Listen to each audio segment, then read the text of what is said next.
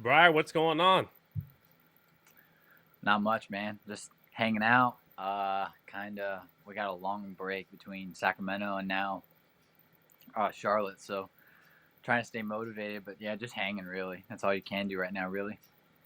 So I just want to say thanks for taking the time. You are our first guest, our 100th guest, and now you're our 200th guest here on Off the Groove. Thanks for making time for us, and the royalty check is in the mail. We got to keep the tradition alive, right? I mean, I'll be here for 300, Absolutely, hopefully. So yeah, absolutely.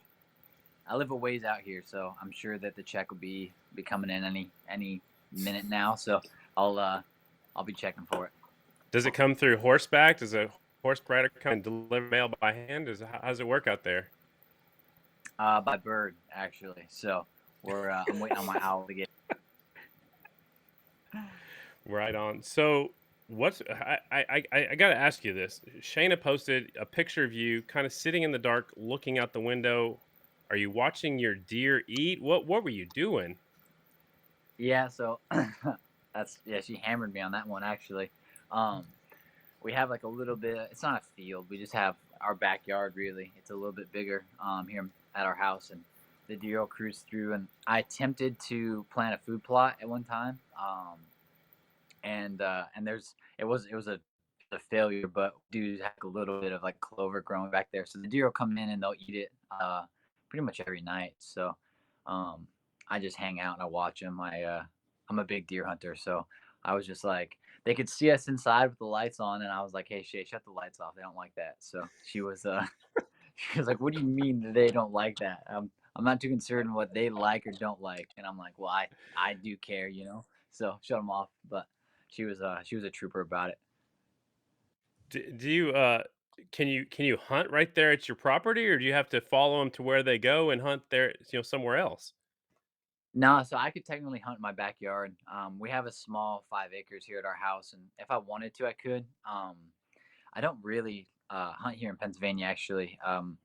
Our property is just small enough that I will go out sometimes, and more so just sit to be out. But I don't have quite enough property to really expand, I guess I would say, or sometimes the deer will they're just tough basically here in Pennsylvania. So I normally go to Illinois to my parents. They have a lot of property that we hunt, and me and Shane every year go out there about around the 1st of November, and we'll hunt in Illinois. So I can, but I don't really. I more so just Shayna calls them my pets. That's funny. So you mentioned the long break. I counted. It's 26 days between Sacramento and Charlotte. How is first of all, do you like the breaks in a race season, and how is this break different than breaks in the past? I hate it. I've been really vocal in all of my podium interviews, all of my everything I've ever done. I hate the breaks. I think it's bad for the sport. I think it's bad for the fans. I think it's bad for the racers.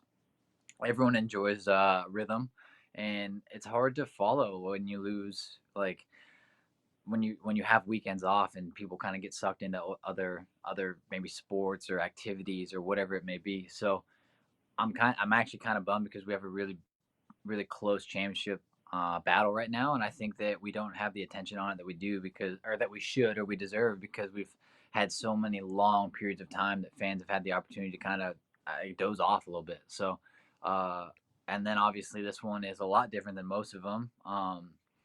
We had a 7 week break at the beginning of the year between Volusia and Atlanta, I think, and points weren't as crucial as they are right now. So 26 days between losing the points lead and then having the opportunity to take it back is a long time.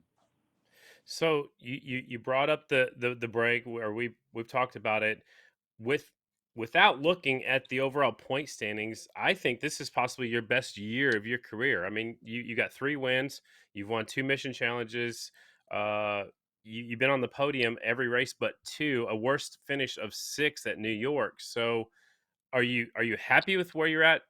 This year so far with one more goal to win the championship. Yeah, I mean, honestly, it's so hard. The racing is so much closer right now than it's ever been. I think, or not ever, but over the last couple of years. Like I've had more wins in years past, but a lot of guys that were maybe on a different brand motorcycle that weren't quite as competitive are now on on good bikes, and it's kind of closed things up. So it like one of the frustrating things that me and my team talked about over the last couple of weeks, like the last 4 miles, is it's me personally. Like obviously, I won Indy last year both days, but I feel like these last 4 miles have been some of my best racing craft, like racing and race craft that I've ever had. I've never kind of picked apart a race before, and I feel like the last 4 miles I have, and I've been there, and obviously the three where Jared won by 27 seconds or whatever, is beside the point.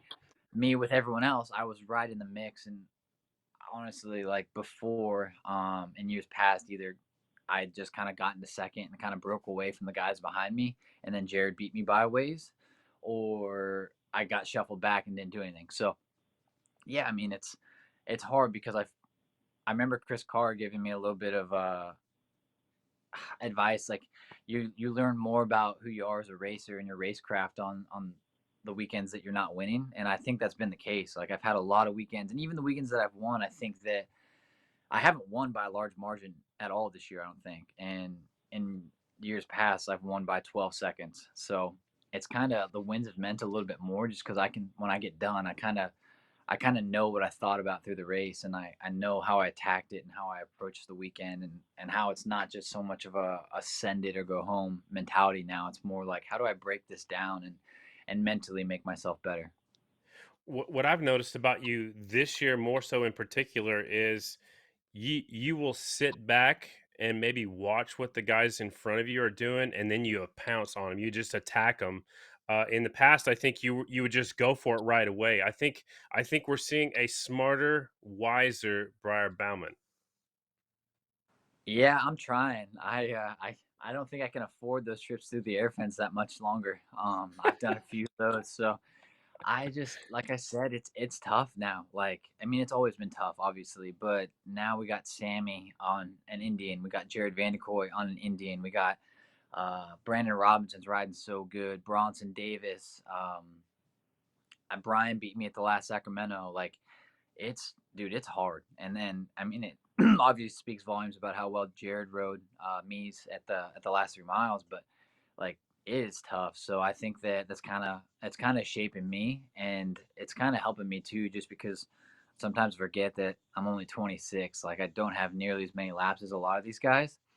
Right. So I'm just trying to learn as much as I can, which I think people take the wrong way because I'm going for my third championship, which is obviously the goal. But at the same time, I'm kind of like, hey, ideally, I'm going to be here for a really long time. And if I could, learn as much as I can and start to get wiser and learn or win using my brain rather than just my body, if we can mix those two together, I think it's going to make my career a little bit smoother. Absolutely. Let's talk about Charlotte. Last year, we only got to race there once. We were scheduled to race there twice. You got a third. Jeffrey Carver pulled out the win. Meese was right there in front of you, and you got third. If I remember right, it was one heck of a dogfight between you and Jared. I think Carver was in that dogfight for a little while. But are we expecting the same here in a couple of weeks in Charlotte? I surely hope not. I really don't. That was a battle. It was kind of funny. We got so I remember we had a red flag, and up until the red flag, Jared was leading. I was running second. I had passed Carver actually, and I was catching Jared pretty quickly and was feeling good. And then a little bit different mindset then than compared to now, but like just being naive, I got to the point where I said, I don't care if I win, I just don't want Jared to win. So after the red flag, I started throwing some pretty aggressive block passes on Jared, and then Carver came by, and I said, well, shoot, maybe we get him to check out. I'll just keep doing this, and I would just meet Jared right in the middle of the corner and stop him, and then Jeffrey would get a couple more bike lengths, and all right, well there he goes, he's getting further, so let's do it again. And yeah, it was a dogfight. It was probably pretty cool to watch. I felt like I'm sure Jared wasn't super thrilled with the moves, but at the same time, I was just kind of sending it. So, uh, yeah, I like I said, I mean, I'm sure it's going to be a good race. But if I had a choice, I'd love to pull out like one of those Briar Bauman 2020 half mile wins by like 12 seconds, but we haven't seen very many of those lately. I think we went something like 39 laps last year. Do you think it's going to be this long this year? I mean, I think they're going to shorten it up a little bit, don't you? They've actually cut our time down, right? Um, Yeah, I yeah. want, I think yeah, it was yeah, they 12 cut it. minutes plus 2 laps last year. Yeah, dude, I don't even know, but I'm pretty sure that we all agreed or not agreed, but it was messed with because, dude, we were out there for a long time, and the track, like, of Right. course, it was a Charlotte, it was a Charlotte we've never seen before. It basically rained the whole Friday the night before, and then like, it was, dude, it was so hooked up. I've never been there, and the track been so fast and so basically just ride as hard as you can. I mean, I think in years past, I pulled like one tear off the whole day, and I went through like 26 in the main event. So it's Wow. it was wild. It was so different, but it was a lot of fun. Cool. Let's back up to California. It looked like you got to go spend some time with your family and friends. How cool is that to finally get to do so? You haven't been to California for a little while. How good was it to catch up with your family? It was good. It was really really good. Honestly, yeah. So got in the day before, and we met up with Maxwell on our way out to Salinas. So we flew in Thursday, got there like Thursday at noon, and it was funny because we went to my grandma's house who passed away back in 2017. My parents still own it, and we roll in, and it was like clockwork. One like all of a sudden we're upstairs and we hear the door open and Max is like, "Who's here?" He freaks out a little bit, and I'm like, "Ah, just wait. Here comes one friend." They come up and they just sit on the couch, and we haven't done that since like 2019 or 2018 even, and it was like things had never changed. So a lot of peace of mind just from just having that on Thursday, and like I think we hung out till 10:30 or 11 Thursday night, and Max was like, "That was so cool, man. We just all hung out." I'm like, "Dude, that was every night when I was here." So, and then the following week, obviously had a good weekend in Sacramento, but kind of a mentally straining weekend. And Hmm. I was able to meet up with more family members and go have lunch, and just kind of we went golfing. Just get a chance to see people you don't get to see all the time, and it means more than you know when all you think about is racing all the time. It's good just to get away, honestly. Right on. One more question. Not too long ago, you and Shayna announced your new merchandise line. Tell us how we can find the BB1 merchandise and the Shayna Texter Bauman merchandise. Yeah, shop texterbauman.com. We've been pretty good with sales actually. We've been shipping stuff out, and when I say we, Shane has been on the shipping department. So if anything's late, make sure you leave a nasty review. But let me tell you, she gets fired up when her notification goes off when someone orders something off shop Texter Bauman. So if you guys want to see Shay get fired up, order something midday and she texts her phone at the track, she's gonna be fired up. So All right, yep, sounds good. I think I'll do that in Charlotte. Hey, man, thanks for your time. You're our first guest, our 100th guest, and now our 200th guest, and let's keep it going. let's keep it rolling, guys. Appreciate it. Thank you for having me. All right, thanks, man. Good luck in Charlotte. Yep, thanks.